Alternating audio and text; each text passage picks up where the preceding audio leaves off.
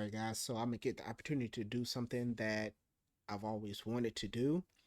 I just never really got around to it. So I'm taking advantage of what I found and I'm gonna knock it out. I am going to read and react to a Reddit story. If you see that I'm wearing the exact same thing with the exact same background, mind your business. I recorded it right after my new comic book day. Anyway, so the theme of my channel is comic books, things nerdy and geeky, but the video I'm going to do right now has a twist. I did go on Reddit and I looked up comic book horror stories and stuff like that. So I'm actually going to read a story and pretty much react to it. And if this becomes popular and I, keep finding stories and making videos on it, and you guys are like, hey, we want you to read more than one story, I'll, I'm gonna play this by ear. I'm gonna keep doing the videos. I'm gonna keep putting out videos because it's what I want to do because I like talking about it. But what I do beyond that will be based on engagement. So without further ado, I'm just gonna hop into it and let's see what we got. What's your local comic book horror story? And the user says, I went to the comic shop. Woman behind counter got my books out my pull box and I asked her to leave them on the side of the counter while I look at the store. Y'all been there. Typical. I come back to the computer a few minutes later and the woman had her hot takeaway food bowl on top of the pile. The heat had gone on the books and made them soggy and ruined the book on top. She then placed them on the counter to start scanning them. I told her I didn't want that copy of the book that was ruined, and she told me that because I ordered them in my pull list, I had to buy it. I told her that I understand that.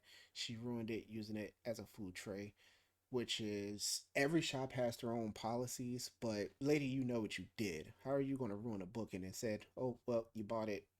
That's like saying, oh, you ordered it, but I'm gonna go through and nick and dink every single book and then force you to pay for it. But anyway, they're going to say it's important to note this lady is the wife of the store owner, and so she calls her husband, who then tells me the same thing. I tried to explain to him over loudspeaker that I understood how it works, but she's putting her food on top of the single issue comic goes against the fact, which is absolutely true. At the end, he said put it to the side and he would fix it. I told him I would pay for what I have ordered after making sure they wasn't all ruined to cancel my pull list. A month later, he called me and asked me why I haven't picked up my pulls, that I have over $400 comics in my box waiting to be collected. I then told him that I canceled my pull list the day his wife used my comics as a food tray. He then told me that I had to buy them. I hung up and blocked his number. Yeah, I don't blame you on that. That is insane. First red flag is she's eating at the counter, which I take that back. It's not a red flag because I've gone to some comic book stores that, it's usually just them working there. So, they eat when they can. Uh, I know one of my locals back when I lived in Myrtle Beach, South Carolina.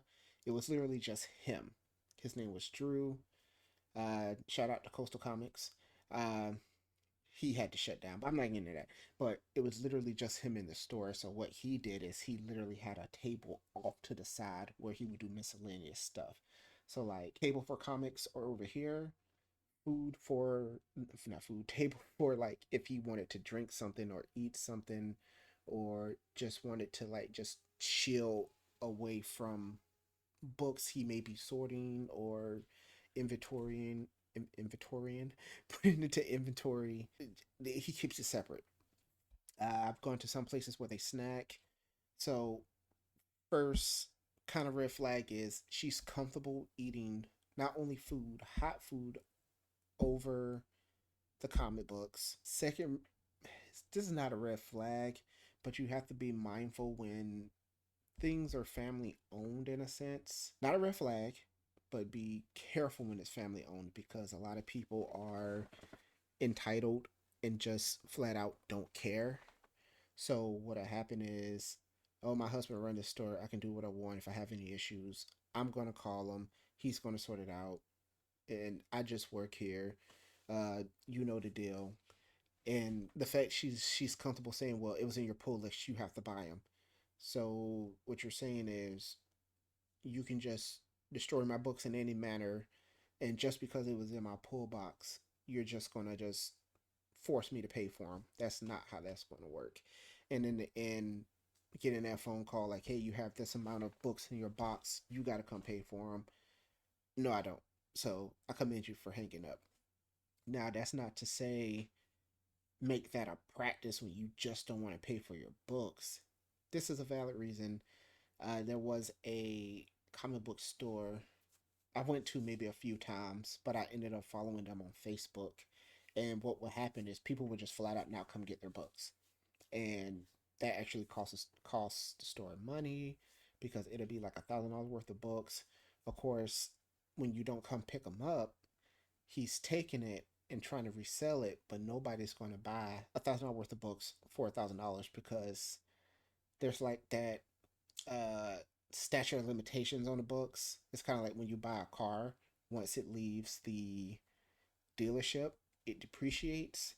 It's kind of the same thing with comic books. It depends on how hot the book is. If it's just a regular run of the mill, no key issue, no hype behind the book, once that new comic book day week has passed, no one is going to pay face value for that book because at that point, people have already talked about it. You kind of spoiled it. I mean, you kind of can, but it's like people are going to be hesitant, especially if there's no hype behind the book. So if I miss a week for a book, I'm probably going to use uh, an app source of some kind, whether it be Marvel, DC, uh, Global Comics. I think that's the name of it. To read it, you know, without having to go pay, cover price for it. And that way, I've read it. It was okay. It's not enough for the $3.99 price tag. But yeah, that's definitely a horror story. The fact that she did not respect the books to like go somewhere else and eat or set things aside. The fact that she just set the plate on top of the book is just disrespectful in its own right. Not only disrespectful to this poster, but also disrespectful to your husband who owns the store. Because what else are you what else are you doing to those books in there that he doesn't know about? And the fact that you're trying to reprimand him instead of going after your wife. Well, we don't know what goes on behind closed doors. Maybe he did, but he should have known better. And the fact that the wife probably didn't cancel the pull list because, shady people, that's also, pretty shitty on their end as well. Ultimately, this is what you look out for. You look for people just not only disrespecting you, but disrespecting your hobby. Like in this case, her putting hot food, immediately calling the husband instead of the husband immediately saying, "Hey, I get that. I understand. We'll make it right." Or, "Hey, are there other copies on the shelf? Go grab a fresh copy." There were different ways he could have handled that, and he did not. So, with that being said, look out for the red flags. If you go into somewhere and just things aren't going right, just have that one time rule because if they do it once, they will do it again. And if you feel like they aren't doing it again, they're just not doing it to you, but they're doing it to other people. So you got to hit them where it hurts. But with that being said, I'm not even going to ask if you guys want more of these because I'm going to pump them out anyway. But I do ask if you like the video, please like, share, subscribe. Follow me on League of Comic Geeks. Follow me on YouTube. Follow me on TikTok. Super Heavy Sam. Thank you guys. I'm out.